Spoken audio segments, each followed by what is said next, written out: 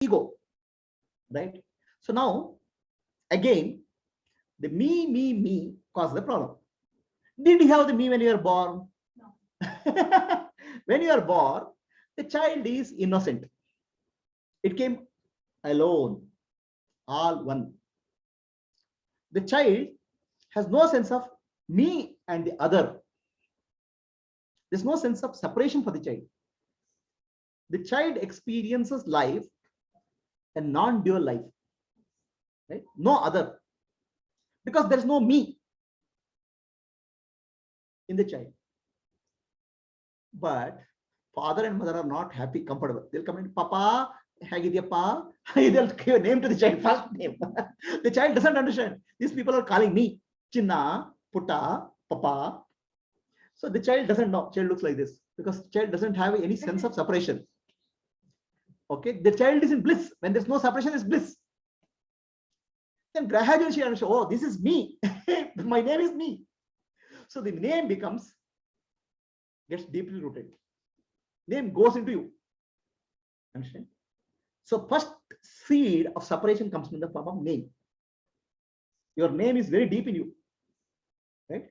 Then you start separating my name and the other name. Name is the separation. Name is the root of me. The name splits you. Right? So everything in the name splits. Right? So for example, where is India and Pakistan? In the name. Otherwise, India and Pakistan is land. Right? The naming is the process of splitting. That's why it's called Nama Rupa. Name and form is the Maya.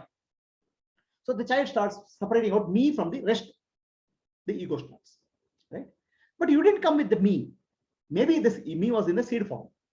You came without no me, but you start living me as the reality. Okay?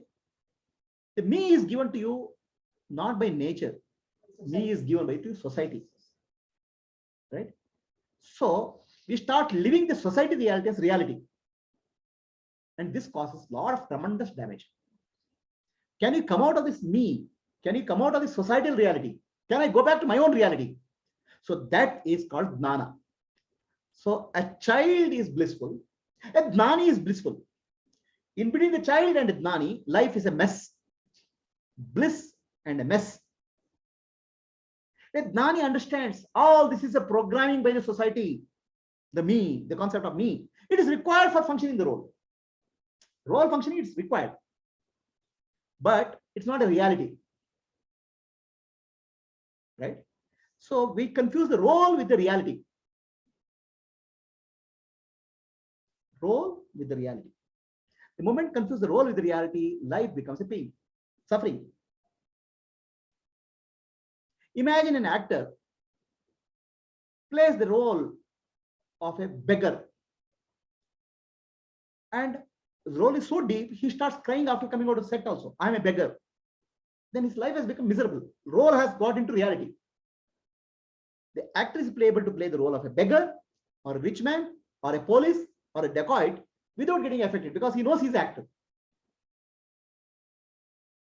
But for us, the role starts becoming real.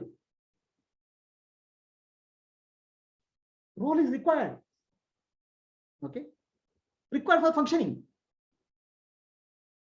But at the same time, an actor playing the role will never forget he is the actor. Similarly, when performing any role, you have to understand, remember that we are a nobody playing the role of somebody for some time for service. The me was not there before when you are born. Me will be not there when you die.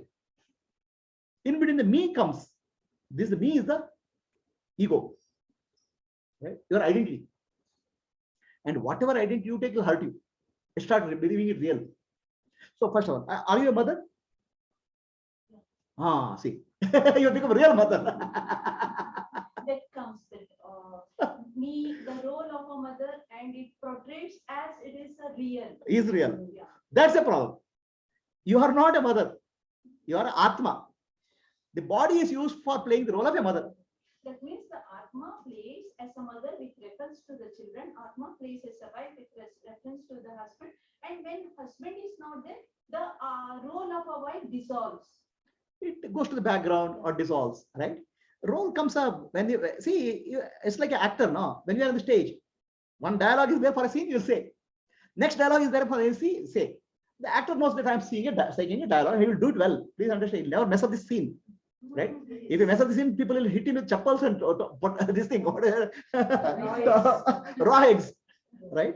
So you should never miss the scene. Play a role well.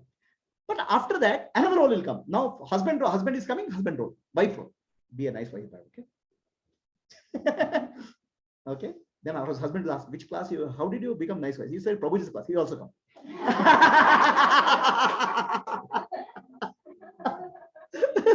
One category we have. Huh? We have one chocolate. That's how many people have landed here. Husband goes and gives a recommendation to wife. Wife gives a recommendation to husband. That's why many students are coming. This is a recommendation, personal recommendation. So be a nice wife. When the husband is gone, child has come, be a nice mother. Understanding very well, both are roles. Yes. Right? So why do you say you are a mother? Because child was born through me. You see, 9 months I carried a child. This ego. 9 months you carried the child. Did you carry the 9-month child really? Did you feed the child every day? Okay. Did you take care of breathing of the child? Everything was taken care of by nature. That's why there's a poet, there's a philosopher called Kahil Gribrai. He says, your children are not your children. Your children are not your children. They are the children of God. They came through you. They needed a passage to come. You are the passage. They are not your children. You have a responsibility, but you have no ownership. So role and responsibility start coming confusing as ownership. Then we are in trouble. When it instead of seeing it as a responsibility, if we start seeing it as a owner, then the problem starts. So this example, like a prime minister chair, a minister's chair, is a responsibility. I am the owner of the chair. That's the difficulty. It's a burden. It's a burden, not only for yourself. Responsibility can also I can see it as a burden also. Okay, seeing responsibility as a burden, I'll take it to the next question. Okay, is this clear now? No, responsibility and burden, I'll talk about it later. Is it clear? So, oh yeah. That the ego is in a seed form in a child, but seed form depends upon the vasanas or impression of. Correct. See, each of us are souls, jiva, right? We carry our past life impressions in the form of seed. The seed grows to become me, and when you die, again we carry the seed me to find another body. Yeah, it goes. Yeah, that's called vasana, sanskara of the previous life. So in jnana, we cut the root of the seed. That the seed itself is not real. Unreality we start taking as real. So that's why we go from one life to other. In jnani, goes at the root of the seed and cuts the root seed. Then so that there's no more further life. That means till the seed is remain with the Atma as a not Atma, jiva. With that dormant state, we will get the cycle of birth and death. When it is exhausted or when we know that this is not the way, then there is no more birth. See, this is like you use peanut, no? Yeah. Right? Put a peanut in the ground, it will sprout. Right? It will become a plant, and then it will give 10 more peanuts. Roast the peanut, fry the peanut, then you put in the ground, no plant will come. So the vasanas and impressions have roasted in the fire of knowledge. Right. Yes. That's what we say, burn. That's why it said, Nanagni Dagda Karmani in the Bhagavad Gita. The fire of knowledge is to burn the seed. Then it won't sprout again.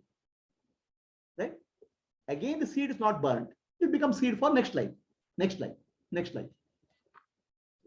Okay, so I will be corrupted by the society. So as a child, I'm not corrupted. But I'll get corrupted by the society only if I have those vasanas. Because you have a seed. Because I have a seed. Okay, if you don't have seed, nothing will happen. Society is not corrupting her. She's accepting the name and form given by the society, and she's correcting herself. No, that's because you have seed already. See. You have a seed.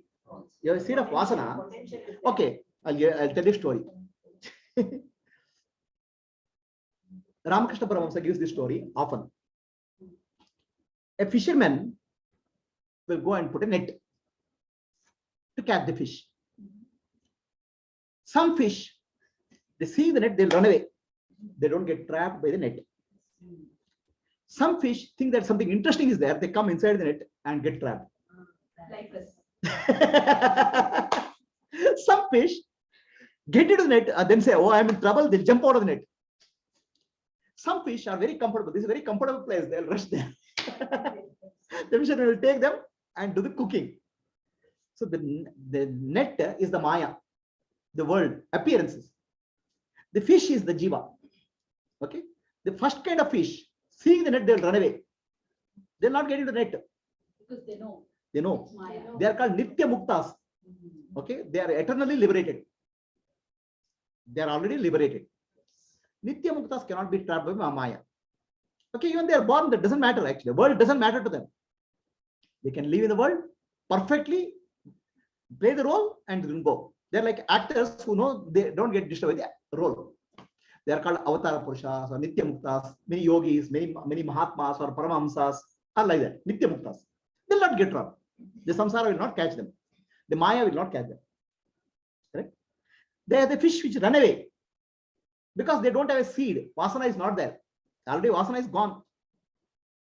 So then second category is that the fish, many fish jump into the net and get caught. Some fish think, oh, I'm in trouble, I have to jump out. They'll try to jump out. They're called sadhakas. Right? They're trying to jump out of the net. So all of you belong to that category. Some fish try to jump out, but they can't jump, they fall again. Because of vasana. So some fish are trapped. These people who jump out are called sadhakas. Practitioners. They understand there is some trouble here. Then the third category is there. They are not even bothered about the net. They think that net is very comfortable.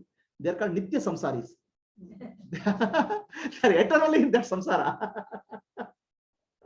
So That's also bliss. there's also bliss. No, that's a mess actually. The mess is considered as bliss. So that is called bliss you are saying. So that's a, you say not knowing is a bliss. Not knowing is a mess. So there is a dog. Okay. The dog chews the bone, thinking that it's tasting blood. Without knowing, the blood is coming from its tongue. It chews. It enjoys. Nitya Samsara is like a dog chewing the bone and enjoying the blood coming out of the tongue. It's not a bliss, it's a mess. Not only bliss, not only mess for themselves, mess for all around people. People around, whoever comes in the contact will get into mess. But unfortunately, that person who is in mess doesn't think that he is in mess. That's the problem. That's why it's called ignorance. See, that's the meaning of ignorance is bliss. Right? See, this is like you have seen people drinking alcohol, no? Okay, they drink alcohol. Ah, so nice, enjoy. They'll call others also, you enjoy this. The alcohol damages their liver. They don't know. They think it's a bliss. They'll invite others also. Others also get involved. And now they also get damaged. The bliss is really mess for you and mess for others also. It's not bliss actually, it's a mess. Even knowing that it damages the liver, still they continue. Not that they don't, they know, but Because they can't get out. They can't get out. Temporary. They can't get out now. They can't get out, right? So shall we close this question? Yes. You have to continue follow up. Okay. Vasanas Just and done. impressions. Vasanas impressions. Impressions and karma, it is transferred from one jiva to another, right? So the bodies are different. So what the previous body has done the karma, this body suffers. No. It doesn't suffer. It is not like that. So your question is, the vasanas and impressions, they don't belong to the body. Body is a vehicle, right? So vehicle is like a car. You see, your question is the vasanas and impressions of a jiva, next body suffers, right? Yes. How is that? Is the question. So vasanas and impressions do not belong to the body. Vasanas and impressions belong to the owner of the body, is called jiva. Correct? No? So for example, you have your car. Okay. And car, you go from one place, you enjoy seeing, another place you don't like it. The experience doesn't belong to the car. Experience belongs to you. You carry the experience. Correct? Then when this car becomes old, you take another car. So, and another car you will misuse or abuse, whatever you do. But experiencer is the jiva, not the vehicle. It's an instrument. Right? Instrument can get damaged depending on how you are using your car. You can use drive at very high speed, meet with an accident. Car will meet with the accident, but it is finally you who is experienced, the driver. So the experience of karma or vasana doesn't belong to the body. Body is used for experiencing it. It's a vehicle. Okay? But what about the body? In case of a car, it's fine, but human body is what the genetic DNA is there. That's a part of the karma only, no? See, the karma comes to us in the form of body. The vehicle is given to us to experience what we are pending with us. Right vehicle. So they are all called prabdha karma. Right? When you are born in a family, in a circumstance, you didn't choose it. Right? Some genetic, your father's nose, mother's eyes, uncle's ears came to you.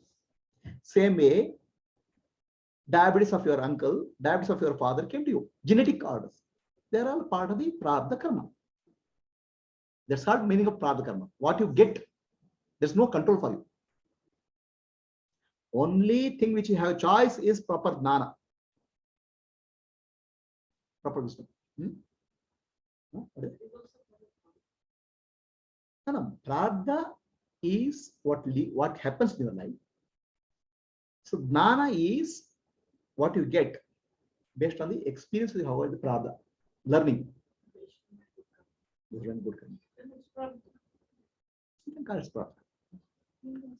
Okay, shall we give a break? Oh, okay. You don't want to give a break. Just a minute. All the challenges happen to our life is due to our prarabdha karma. That cannot be reversible. Right. But how we take it is with proper knowledge, we can deal with the challenges. That is with the knowledge. Whether we can get engulfed with the challenges, or we can use in the proper jnana, we can come out of the challenge. It all depends on the knowledge or how we take it. That's what. Yeah. So your question is, what happens in our life is prarabdha. Okay. Then how do we respond to that? Is called purushartha. Okay. Right? Are we machines? Only prarabdha drives our life. Only what happens to your life, we don't have a choice. Then we become automatons. We are a machine. Right? So if you are a machine, then there's nothing called karma, dharma, nothing means anything because we are a machines. The problem is we are not proper machines also. We are half machines. If you are full machine, then don't worry about God. Don't worry about anything. No, everything is automatic. Correct? Everything is prabdha karma, a program. So you don't have to bother. The problem is we are not full machines also. We are semi-machines, like semi-automatic. Right? You know fully automatic and semi-automatic? Huh? You have fully automatic washing machine, no? You hit the button, put this thing, it will complete. In semi-automatic machine, once the washing is done, you go and put in dryer. Some manual intervention is required. We are actually semi-automatic living beings. We need some teaching from outside to correct our program behavior. So we are not fully automated beings. Fully automated, then you say everything is prarabdha karma. Okay, there is no choice for us. Continuously we do prarabdha karma because nothing we can do. Right? That's not true. Also, we are not fully automatic. Then we are actually, we can call us robots. Then what is dharma? What is his teaching? What is his class? Nothing is required. It's all automatic. Whatever has to happen will happen. That's called destiny. Destiny or prarabdha karma means same thing. Okay. So in that sense, we are not fully automatic. We have a choice. The choice is called purushartha. Prarabdha is what happens to us in life. Purushartha is how do you act or interact or react to that. Okay. So the purushartha, our ability to face a situation, is called purushartha. Now, is purushartha also 100%? No. Is prarabdha also 100%? No. If prarabdha is 100%, we don't have to do it. We are machines. If purushartha is 100%, we don't have to worry about prarabdha. Both are not true. It's a mix of these two. Ramakrishna Paramahamsa says, we are like a cow. Like a cow. Cow has a rope tied around the neck. There is a, what do you call it? Pillar, peg in which the rope is tied. The cow is very free to graze a grass to the length of the proportion to the length of the rope. If beyond it can't go. Right? So similarly, we are tied by a rope called prarabdha. We have freedom to operate within a boundary. That's called purushartha. Okay. So now only difference between the rope and a cow is the purushartha we can expand, purushartha we can gradually increase by knowledge, jnana. Jnana alone can liberate us. Jnanani dagda karmani. Jnana can liberate us, free us. So in that sense, we are not fully automatic beings also. Prarabdha alone drives our life. Prarabdha happens in our life. Purushartha, a clarity opens up through jnana. Right? Any other question? Jnana is also depends on vasana. No, I'm saying jnana or grace is available all the time to everybody. But not many people pick it up. But you don't pick it up because of your load of prarabdha. Prarabdha overpowers the Opportunity. Viveka Alla viveka barbekadru you have to accept jnana, no? I accept you that you told me that because my viveka. Correct, appa. Because of your viveka, everybody's viveka works like that. Huh? There are 8 billion or 8.5 billion people in the world. Everybody has perfect viveka. They have viveka. Viveka means discrimination power. They will apply it for success in the world. They will not apply it for success about nah, they don't. Guru can give input. Viveka also you have already viveka. Ability is there. That viveka ability can be sharpened. Right? What you don't have, nobody can give, no? Guru also can't give, no? Guru can help you to sharpen what you have. The application part is by oneself. So, Purushartha is how do you apply? Prarabdha is what happens to you. That's called destiny and free will. Destiny drives our life. Free will helps us. But our will is really free. It is not really free. It's like a rope which is tied. A rope which is tied to a cow's neck. So we'll stop now. Okay, go ahead. Prarabdha ಅದರದೇ power ಜಾಸ್ತಿ ಆಗುತ್ತಾ ಹಾಗಾದ್ರೆ free will ಕಮ್ಮಿ ಇದೆ. See, prarabdha is what happens to your life, right? Always there's a purushartha, freedom is there, some degree. Now the question is, the degree of freedom, how do you use it? So the question is, prarabdha itself overloads. Is there a free will? Where is the free will? Always some degree of free will be there to us. Otherwise, we are like a machines. Huh? Wait. Huh? So the question is, a little bit of free will is available to you. An intelligent person will use it and grow it. An unintelligent person will misuse it and get trapped. Right?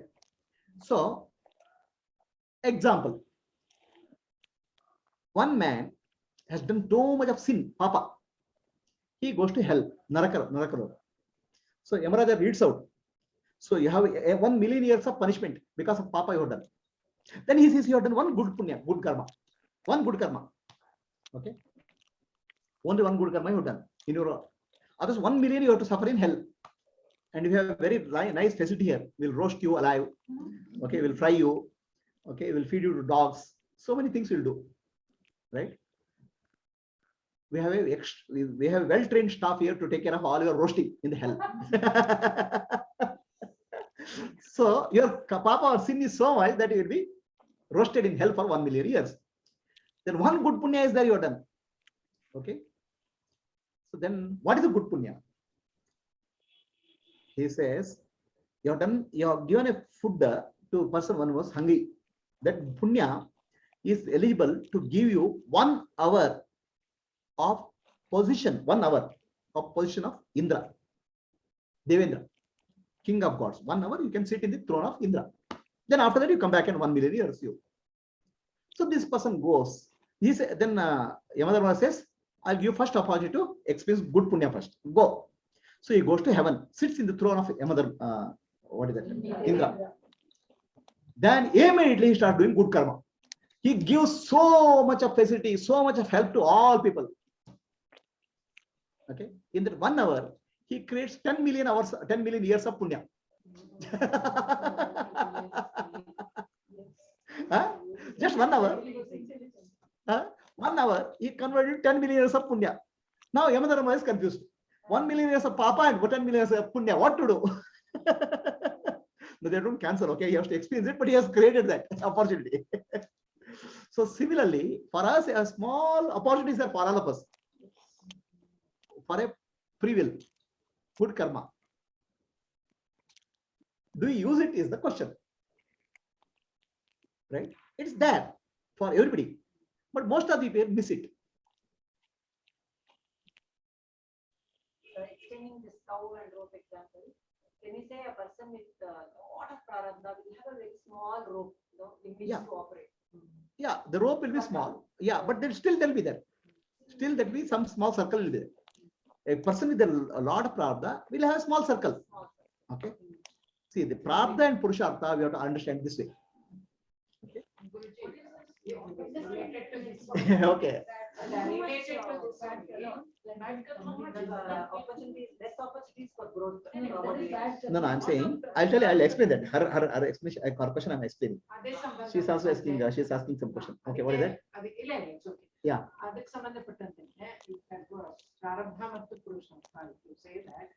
So, what we are destined to. So, Purushartha ಅನ್ನೋದು ನಾವು ಏನು ವಿವೇಕದಿಂದ ಅದು ಉಪಯೋಗಿಸ್ಕೊಳ್ಬಹುದು ಅಂತ we are telling. Okay, ಆ ತರ ಇರುವಾಗ ಆ ಪುರುಷಾರ್ಥ ಅನ್ನೋದು ನಮ್ಗೆ ಬರೋದನ್ನು ನಮ್ಮ ಹಿಂದಿನ ವಾಸನೆಗಳ ಒಂದು ಒಳ್ಳೆ ಪುಣ್ಯದ So the purushartha also is it because of good karma or bad karma? Is it because of good karma? The answer I'll give you. Answer I'll give you. Okay. So that is the question answer. See, prarabdha, what happens to us in life? Prarabdha is not because somebody sitting and dictating us. It's only our own creation. Yes. Okay. Yes. Our own creation in life. Okay. It's not that God made prarabdha. Oh, this person I don't like. No, she has let us give a nose which is not nice, or let us give an opportunity where there is some suffering in the family. No. Prarabdha is our own actions in past life have led to prarabdha. Okay. So you can imagine it like this. Do you have freedom to move your both legs? You can lift your left leg or right leg, right? All of us have freedom to lift leg or right leg. You have 100% freedom. Lift your left leg or right leg. No. You have the freedom to lift left leg or right leg is there. Correct? So now, let me ask you a question. You kept your left foot forward. Then you have freedom to remove your left foot again. You can only move right foot now. Right? Your freedom 50% is gone. Then you already moved left foot. Huh? Right? So your freedom gets reduced because you have taken some action. So who has reduced your freedom? You have used your freedom, part of the freedom, to move your left leg. Then you can't move that left leg now. You can only move right leg. So the moment you have used some part of freedom to do something, the prarabdha is setting. And other part of freedom is available to you. It's called purushartha. Now, can you lift your both legs? You cannot. There's a limitation. Okay. Yeah, go ahead. See, there is some calamity happening in the life, and engrossed in the grief is like putting our left leg ahead. Ahead. And come out of that by using Purushartha is using our right leg. Right leg. And not coming out of that and just be in that is not moving our right leg. Correct. And just stepping up with the left leg. Perfect analogy. Perfect analogy. Yes. So, I'll just expand her question. Okay. What she says is there is some calamity happening in our life. Okay. Understand? First, why calamity happened in life? I mean, I'm giving example. Okay. Some my close relative met with an accident is a calamity. Okay. So the calamity happened in our life. The relative became close to you, and calamity happened to you. It's called prarabdha. Now, why prarabdha? Because already you have exercised option in your life to become a relative to that person. Yes. already you have moved your left leg. Yes. Okay. For all you know, you had a choice not to become a relative to that person, but still you have some karmic impressions which you have made him relative. Okay. Now it's like your left leg you have moved already. You cannot move your left leg again, right? You cannot wish that my relative is not my relative. You cannot wish that. Already it's done. So now you have a choice. You have to calm your mind and become peaceful. Yes. Okay. That's called Purushartha. That's your moving. That's equal to moving your right leg. Right. So there's a choice for you not to calm and cry all your life. That means your left leg only is like that. Right leg you are not moved. You're stuck. You're not taking any action. Yes. Understand? Yes. So Prarabdha and Purushartha we can explain in the form of leg moment. So people think that only Prarabdha is there. No, Purushartha is there. At any point of time there's a choice. Yes. But we don't exercise the choice. She was asking about the degree of Purushartha. There's something. Degree of Purushartha, degree of freedom is there for everybody, any point of time. We don't exercise it. The question is the degree of Purushartha is proportional to degree of awareness what you have. See, in the same, let's take the case of same person who going to do calamity. Okay. Right? Somebody says, oh, something happened to my life and I'll also commit suicide. He can commit suicide. There's a choice not to commit suicide also. Okay. Somebody can understand, oh, this is a temporary thing. Then I should take care that accident doesn't happen to anybody else. We'll take care of accident not happening to others. Somebody will get a gnana, oh, what am I suffering? How I can come out? So the person's response varies based on his existing prarabdha load. The prarabdha also is not ever. It will come to a point where it will break down. Then again opportunity comes up. Okay. But sometimes what happens? Yeah. Calamity happens. Allow that we have already put our left leg and we put our right leg to come out of that.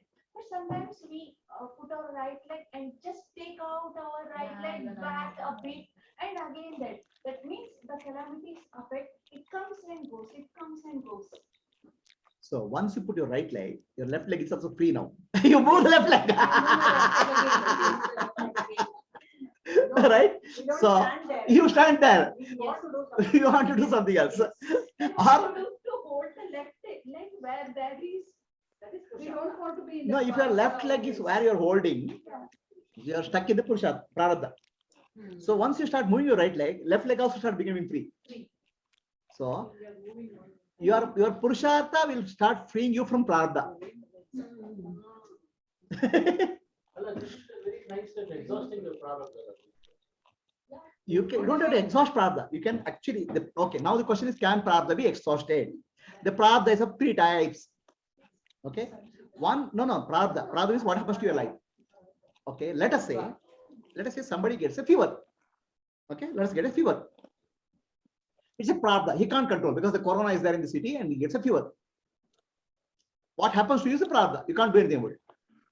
Okay. Now, he has a choice. He can start crying that I have a corona and possibly die also. It exactly happened to one of the persons whom I know. He got so scared, okay, that he didn't go to the doctor. He didn't tell anybody. In fact, it's the first wave of corona. He died. People came to know only when he died. So you don't do anything. So Prarabdha, which you don't do anything. Purushartha, you don't exercise. He has a choice to go to the doctor. He didn't go. Okay. So Prarabdha people respond not by doing anything. Action. Purushartha. That's one category.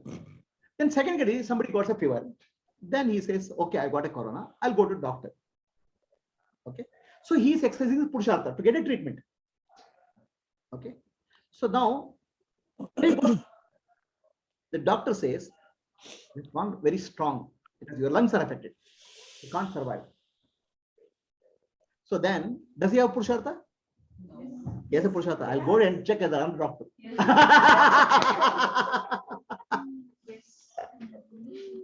So he'll check with another doctor. Then he'll exercise purushartha. Okay. And some other person says, he gets, oh, I'm dying. He'll start crying. Okay.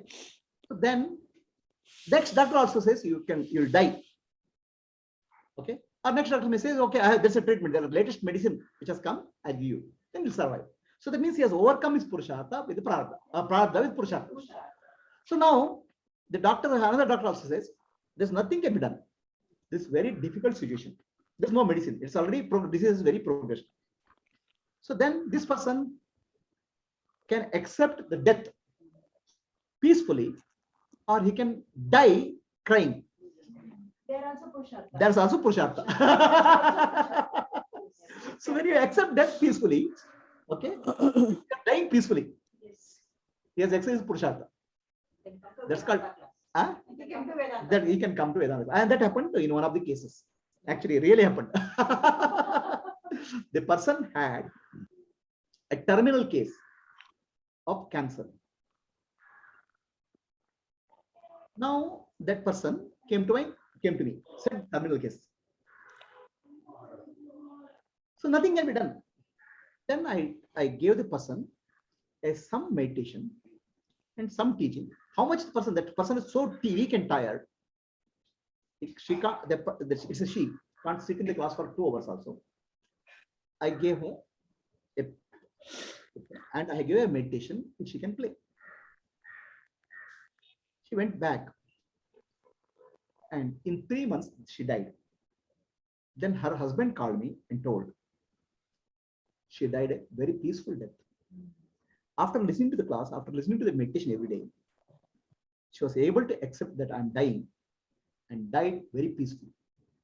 At the time of death, she didn't go through stress. So to be able to accept death peacefully also is purushartha. We don't do that. Okay. So there is nothing like limited purushartha. It's always there. Purushartha is always there. Always there. Okay. Always. Right? There's a limitation on the number of actions we can do. But Physically. the moment you accept something, you are exercised your infinite purushartha. Yes. Acceptance is the greatest thing. That's called surrender. Surrender. Right? Understand? The surrender is greatest purushartha. What is surrender? Freedom actually. Surrender. Okay, that's why I said Sarva Dharma Parityajya Mamekam Sharanam Raja Aham Tvam Sarva Papebhyo Mokshayishami Ma Shuchaha. So Purushartha means anytime you have a free will. Okay. The surrendering that free will, accepting God's will is the greatest Purushartha. So it gives you freedom. Then you don't cry. Then you don't suffer. It's happening because of my prarabdha karma coming to me. I accept it. The prarabdha coming back to me is will of God. I accept it. Then you are free. So the Purushartha is not limited. Purushartha is always there. But the action we can do with Purushartha is limited. We cannot do infinite number of actions. That's why Ramana Maharshi says, at any point of time, you have a choice. At any point of your time choice, Ramana Maharshi says in an extreme way, you don't have a choice in anything what you do. Because Purushartha, prarabdha takes. But he says, any point of time, you have a choice to inquire who you are, and become free from prarabdha. Acceptance can be either defeatist or with a. No, acceptance, defeat will cause you sorrow. There. Okay, acceptance, defeat. I can accept, oh, I'm lost, I'm gone. This is suffering. But surrender to Okay, God. when you say surrender, you are accepting a given situation as a will of God. Then you are surrendering to your will to God's will. Then there's a peace. Right? That's a girl story. There was a girl, and who actually a friend story. The poet's name I don't remember. So the poet is always has composed so many poems. He is an atheist. He has composed so many poems. It's an actual story which happened. Only thing is I'm not able to recollect the poet's name. He was suffering. He had a cancer. And another girl, young girl, was also having cancer. Both were in the same cancer ward. It's called terminal cases. For cancer patients in terminal case, they'll put in one ward. So this person was so agitated. The poet, who is an atheist, who kept on saying there's no God, there's nothing, was so agitated. The girl was there, a young girl, 14-year-old girl, is also terminal case cancer. She seems to be very peaceful and her face is glowing. Both are terminal cases. This poet asks her, why are you so peaceful? I'm so peaceful. The girl says, I am dying. Okay. I'm very happy and peaceful that I'm going to meet my creator. He's waiting for me. Okay. In the death, she is peaceful. This person is restless because for him, there's nobody to receive him. There's no God, there's nobody to receive him. He's restless. So how we take our life makes a difference. Okay. Now let us stop this question and break for a. Now it's already 12:15. We'll meet.